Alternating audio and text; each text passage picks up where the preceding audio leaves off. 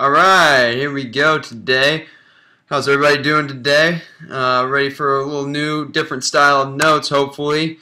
We'll do World War II today. First thing, make sure you do your powdered keg activity before you probably get diving into the notes here. Make sure you complete that flow chart there. Section 2 here, Europe plunges into war. This war starts in Italy. All of a sudden, they don't really like where they're at. We talked about the alliance system we had for this war yesterday with the Central Powers and the Allied Powers. Italy's upset about why this war started. They don't really understand why Germany and Austria are so gung-ho about this war, and they're ready to switch sides, and they do that. Central Powers in this war consist of Germany, Austria, Hungary, Bulgaria, and the Ottoman Empire versus the Allied powers of Great Britain, France, Russia, and then eventually coming later into the war would be Japan, Italy, and the United States. This war would start out on the Western Front.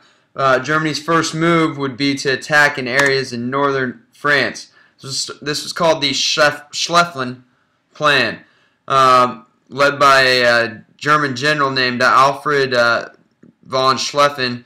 He plans this attack, hopes to defeat France really quickly and win a decisive victory, and then they can go focus all their attention on Russia.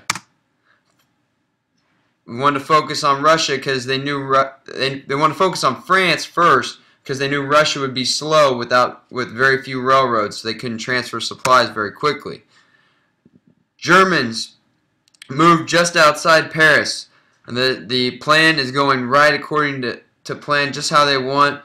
They are right outside of Paris, and then the Battle of Marne occurs.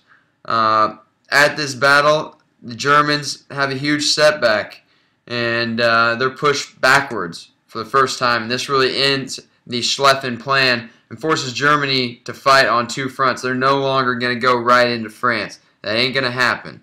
And now they got to go fight two fronts because Russia's getting their act together, and they're starting to invade Germany.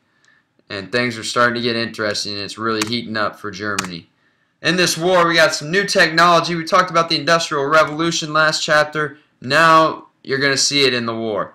With the modern rifle and machine gun, this war is going to feature and have a common theme of modern weapons with old tactics. And that's going to lead to a lot of deaths. A lot of deaths.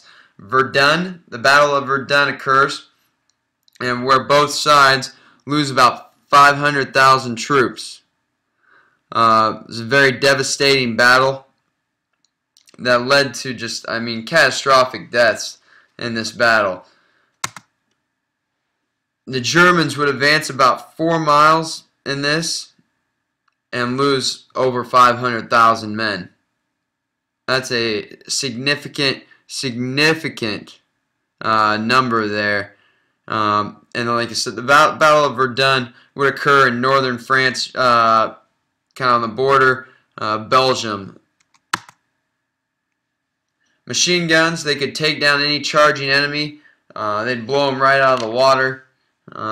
Enemy would charge right at them. That machine gun could shoot faster than more bullets than they ever thought that they could. And bolt action guns would be another feature in this war that would allow for faster firing from regular soldiers. Here's a look at the guns. Here's the rifle up here and the bolt action gun up in the corner up here. You can kind of get a look at what they look like there. Artillery. What is it? What is artillery? This consists of machine guns, poison gas, armored tanks, and even larger artillery than that. This allowed for more precise shooting and measuring techniques, allowed for clearing people and obstacles for attacks at a faster pace, but still it ain't warp speed, that's for sure. Here's a look at one of the weapons that was used in the war. These huge cannons right here could shoot from a very far distance away and were more accurate than anything they really had before. Poison gas. It was used to attack trenches. It's the main feature of weaponry to attack these trenches and trench warfare. Tear gas was used significantly. It was used as an irritant. stun the enemy before the attacks.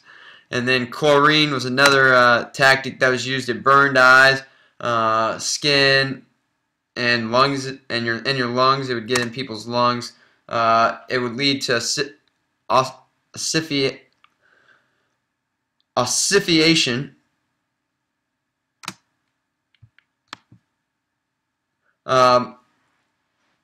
Mustard gas is another tactic used. It would burn skins, blind people, create blisters in their lungs. This mustard gas was used by the Germans a lot to get the British and French out of their trenches, and Russians. Here's the look. Here's the mustard gas up here, and what that would look like during the war. And here's a picture of the mask that they would wear. These tanks in the war, when they first used in battle, they were slow, unreliable, and easy to destroy because they moved at such a slight pace and such a slow pace. They did help troops a little bit, but they didn't change World War I and change the outcome. Here's a picture of what they used. They were first used by the British, and they were called water tanks to keep them secret. Planes started out as spy planes to see what the enemy was doing, where they were building trenches. Then it began with dropping bombs on the enemy. Dogfights came out of this war with planes. They would attach machine guns to these planes to shoot at each other and shoot different planes down, and they would begin to battle each other. Here's a picture of it. They would put the machine gun on the back of these planes right here to shoot down other planes. The war would move to the Eastern Front as Russia is starting to get things together, and they attacked Germany. Eastern Front between Germany and Russia, of course. Russians and Serbs versus Germans and Austria-Hungary and Austrians. Russia is successful at first. They obtain a big victory, kind of surprise the Germans, but they are pushed back immediately. About a 4-day battle, Germany attacks at Tannenberg. They push Russians back, kill about 30,000 of their troops. Russia troops need more supplies, but they don't have it because they are not industrialized. They don't have the railroad or transportation ability. They lacked food and weaponry. The reason they are able to be successful in this war is because they got more troops than anybody else. They got more people, more land, and that's what's going to do it for them. That's their major advantage, and they're going to use that to be successful in this war. Germany, the main thing for them is that they can't focus on just Russia. They can't focus on just France. They got to focus on both sides in this war. You need to complete this chart right here today. It's in your notes. Make sure that is completed today and finish that. And that's kind of all. I hope you've enjoyed the new notes here, and have a great day.